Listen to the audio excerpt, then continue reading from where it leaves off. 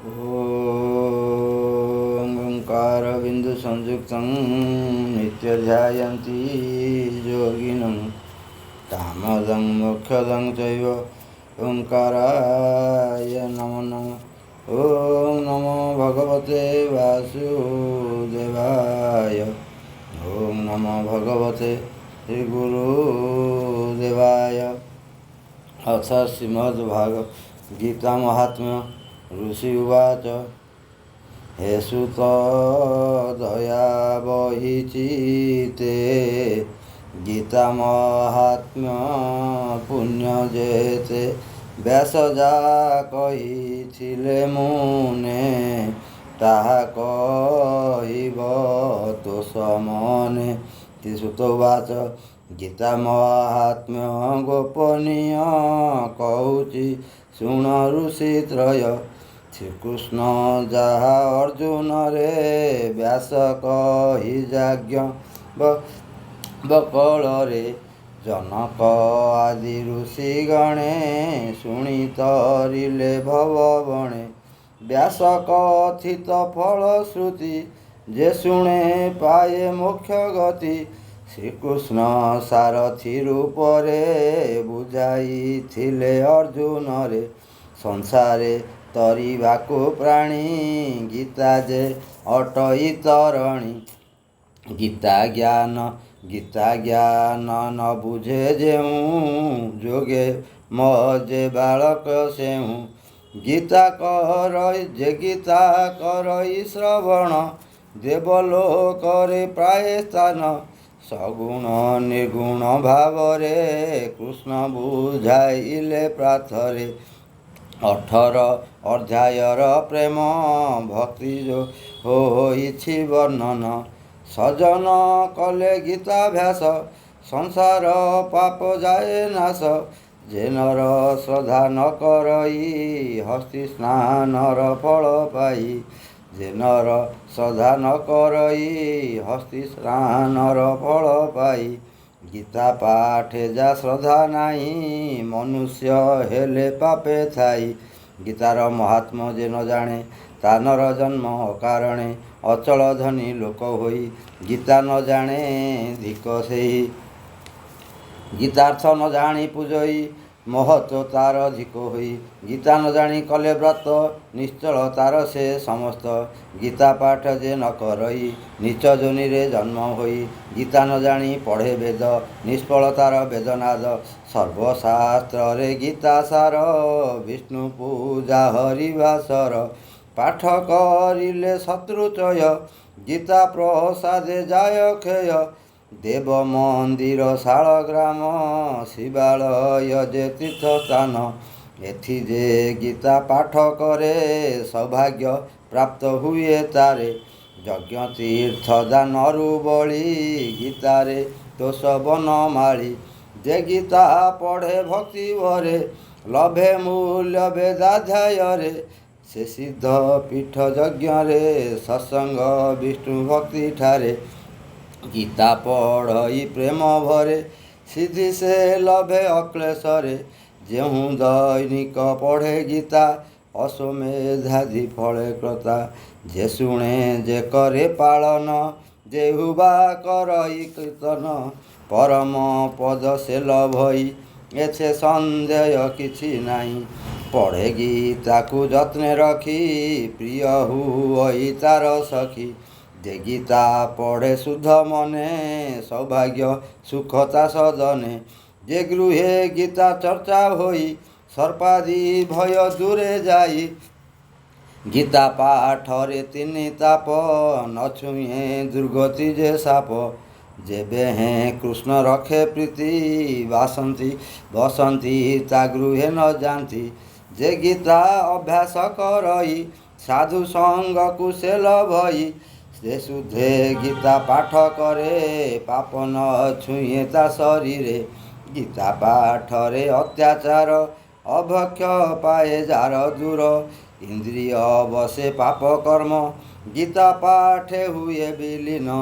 जेठारे गीता पाठ होई दोष आदि तहि न रही। मेघरे गीता जे घरे गीता पाठ होई ସ୍ୱର୍ଣ୍ଣ ସ୍ଫଟିକ ସ୍ପୁନ ତହିଁ ଜାମନ ଗୀତାରେ ରମଇ ପଣ୍ଡିତ ସାତ୍ୱିକ ସେ ସେହି ପୁଣି ଯେ ଯୋଗୀ ଧନମାନ ଯାଜ୍ଞିକ ଜ୍ଞାନୀ ମତିମାନ ସେଠାରେ ଗୀତା ପାଠ ହୋଇ ପ୍ରୟାଗ ତୀର୍ଥାଜି ଯେ ତହିଁ ଗୀତାରେ ସେଠାରେ ଗୀତାକୁ ପଢ଼ନ୍ତି ଦେବତା ଋଷି ଯୋଗୀ ଯାନ୍ତି ଯେଠାରେ ଗୀତା ପାଠ ହୋଇ ଗୋପୀ ଓ ବାଳ ତହିଁ ଯାଇ ପୁଣି ନାରଦ ଧ୍ରୁବ ସିଦ୍ଧ ମିଳନ୍ତି ତହିଁ ବହି ଯୋଧ ଯେଠାରେ ଗୀତା ପାଠ ହୋଇ ରାଧା ସହିତ କୃଷ୍ଣ ସହି ଭକତ ମଧ୍ୟରେ ପ୍ରଧାନ ରାଧାଙ୍କୁ ବଳି ନାହିଁ ଅନ୍ୟ। ଓಂ ନମୋ ଭଗବତେ ବାସୁଦେବାୟ। ଶ୍ରୀକୃଷ୍ଣ ଉବାଚ କହନ୍ତି କମଳ ଲୋଚନ ଗୀତା ମୋ ହୃଦୟର ଜ୍ଞାନ ଗୀତା ଯେ ମୋ ଉତ୍ତମ ସ୍ଥାନ ପରମ ପଦ ଗୁରୁ ଜାଣ ଗୀତାର ଜ୍ଞାନର ବଳରେ ପାଳଇ ମୁହିଁ ତ୍ରୈଲୋକ୍ୟରେ ଗୀତା ପରମ ବିଦ୍ୟା ଜାଣ ବ୍ରହ୍ମରୂପୀ ସେ ସନାତନ ନିତ୍ୟ ଅର୍ଦ୍ଧମାତ୍ରା ପଠନେ ମୋ ମନ ସଦା ସେଇ ବନେ ଗୀତାର ନାମକୁ ବର୍ଣ୍ଣନ ସ୍ମରଣେ ପାପାଦି ଖଣ୍ଡନ ଗୀତା ଗଙ୍ଗା ଗୀତା ସାବିତ୍ରୀ ନଚଳ ବ୍ରହ୍ମାଦି ମୁକ୍ତିଦାତ୍ରୀ ଅର୍ଦ୍ଧମାତ୍ରା ଭ୍ରମନାଶକ ତ୍ରୟବେଦ ତତ୍ତ୍ୱଦର୍ଶକ ଅଟଇ ଏଥେ ନାହିଁ ଆନ ମନରେ ସ୍ଥିର କରି ଜାଣ ଗୀତା ପାଠ ଧୀର ମନରେ ପରମ ପାଦ ପାଏ ଖରେ ଜ୍ଞାନ ସିଦ୍ଧ ତାହାର ହୋଇ ମୋ ବାକ୍ୟ କେବେ ଆନ ନାହିଁ ଗୀତା ସମ୍ପୂର୍ଣ୍ଣ ପାଠ କରି ଅଧେ ଯେ ପଢ଼େ ମୋଦ ଭରି ଗୋଦାନ୍ୟ ପୁଣ୍ୟ ଫଳ ପାଇ ଏଥିରେ ତିଳେ ଆନ ନାହିଁ ଗୀତା ତ୍ରିଭାଗୁ ଏକ ଭାଗ ପଢ଼ିଲେ ଲବେ ସୋମଯୋଗ ଛଭାଗୁ ଭାଗେ ପଢ଼ିଲେ ଚନ୍ଦ୍ରଲୋକକୁ ଯାଏ ଭଲେ ଜନ୍ମେ ପର୍ଯ୍ୟନ୍ତ ତହିଁ ରହି ଏଥିରେ କିଛି ଆନ ନାହିଁ ଯେ ଗୀତା ପଢ଼େ ଅଧ୍ୟାୟକ ସେ ବସେ ଯାଇ ରୁଦ୍ରଲୋକ ଯେ ଅର୍ଦ୍ଧ ଅଧ୍ୟାୟ ପଢ଼ଇ ମନନ୍ତ ସୂର୍ଯ୍ୟଲୋକ ଯାଇ ଯେ ଗୀତା ମଧ୍ୟ 10 ଗୋଟି କିବା 7ଟି 5 ଗୋଟି 4ଟି 3ଟି 2ଟି ଗୋଟିଏ ଅବା ଅର୍ଦ୍ଧ ଗୋଟି ସେ ଲୋକ ଅୟୁତ ବରଷ ଇନ୍ଦ୍ରଲୋକରେ କରେ ବାସ ଯେ ଗୀତା ମଧୁ ଏକ ପାଦ ପଢ଼େ ପାଏ ପରମ ପଦ ଯେ ଗୀତା ପଢ଼ଇ ଶୁଣଇ ମହାପାପରୁ ମୁକ୍ତ ହୋଇ ଯେ ସଦା ଗୀତା ହସ୍ତେ ଧରେ ବୈକୁଣ୍ଠ ମିଳେ ତା ଭାଗ୍ୟରେ ବିଷ୍ଣୁଙ୍କ ପାର୍ଷଦ ହୁଅଇ ମୋର ଭାବରେ ମଜିଥାଇ ଯେ ଲୋକ ଯିବା ସମୟରେ ଗୀତାକୁ ଅଧ୍ୟାୟ କର୍ଣ୍ଣରେ ଶୁଣଇ ମୁକ୍ତି ସେ ଲଭଇ ଏଥେ ସନ୍ଦେହ କିଛି ନାହିଁ ଯେ ଯାହା କାମନା କରଇ ଗୀତା ପାଠେ ସଫଳ ହୋଇ ପିତୃ ସାଧେ ଗୀତାକୁ ଯେହି ପଢ଼େ ଭକ୍ତିରେ ମନ ଦେଇ ସନ୍ତୋଷେ ଚିତ୍ତେ ପିତୃଗଣ ପୁତ୍ରକୁ କରନ୍ତି କଲ୍ୟାଣ ଗୀତା ପୁସ୍ତକ ଦେଲେ ଦାନ ଧେନୁ ଦାନ ଫଳେ ସମାନ ଗୀତା ପୁସ୍ତକ ସୁବର୍ଣ୍ଣରେ ମଣ୍ଡିଣ ଯେଉଁ ଦାନ କରେ ତାହାର ପୁନଃଜନ୍ମ ନାହିଁ ଶ୍ରୀକୃଷ୍ଣ ବାକ୍ୟ ଏ ଅଟଇ ଯେ ବଣ ଲୋକ ଏକ ଶତ ଗୀତା ପୁସ୍ତକ କରେ ଦତ ଯେ ବଣ ଲୋକ ଏକ ଶତ ଗୀତା ପୁସ୍ତକ କରେ ଦତ ବ୍ରହ୍ମପୁରକୁ ସେହି ଯାଏ ଆଉ ସଂସାରେ ଜନ୍ମ ନୁହେଁ ଗୀତା ଦାନରେ ବିଷ୍ଣୁପୁରେ ରହେ ବିଷ୍ଣୁଙ୍କ ଗହଣରେ ଯେ ଗୀତା ଶୁଣି କରେ ଦାନ ତାଠାରେ ତୋଷ ଭଗବାନ ଅଭୀଷ୍ଟ ପୂରଣ କରନ୍ତି ଯେ ଲୋକ ସେ ଲୋକ ପାଏ ସଦଗତି ସଂସାରେ ଜନ୍ମିଣ ବ୍ରାହ୍ମଣ କ୍ଷତ୍ରିୟ ବୈଶ୍ୟ ଶୂଦ୍ର ଜନ ଗୀତାମୃତକୁ ନ ପିଅନ୍ତି ଅନ୍ତିମେ ପାନ୍ତି ଅଧୋଗତି ସଂସାର ଦୁଃଖକୁ ନାଶନେ ତାତହୁଁ ଜ୍ଞାନ ନାହିଁ ଆନେ ଜନକ ଆଦି ଋଷିଗଣ ଗୀତାକୁ ଆଶ୍ରୟ କରିଣ ମହାପାପକୁ ବିନାଶିଲେ ସିଦ୍ଧଙ୍କ ମଧ୍ୟ ଗଣା ହେଲେ। ଗୀତାର ମହିମାଏ ମନ୍ତ ପଠନେ ଜ୍ଞାନ ହୁଏ ଜାତ। ସେ ଜ୍ଞାନ ବଳେ ବ୍ରହ୍ମପଦ ପାଇଣ ହୁଅନ୍ତି ଯେ ମୋଦ। ନ ପଢ଼େ ଗର୍ବେ ଗୀତା ଅର୍ଥ ନ ମାନେ ଗର୍ବେ ହୋଇ ମତ। କୁମ୍ଭୀପା କରେ କଳ୍ପ ଯାଏ ପଡ଼ିଣ କଷ୍ଟ ଭୋଗୁଥାଏ। ଗୀତା ବଚନ ଯେ ନିନ୍ଦଇ ଶୁକର ଯୋନି ସେ ଲଭଇ। ଯେ ଗୀତା ଚୋରି କରି ନେଇ ଗୀତା ପାଠ ତା ବୃଥା ହୋଇ। ଯେ ଗୀତା ଅର୍ଥ ନ ଜାଣିଣ ପରମାର୍ଥରେ ଦିଏ ମନ। ପାଗଳ ପରାଏ ତ ସେହି କୌଣସି ଫଳ ପାଏ ନାହିଁ। ଗୀତାକୁ ଶୁଣି ଯେଉଁ ଜନ ସୁବର୍ଣ୍ଣ ପଟ ବସ୍ତ୍ରମାନ।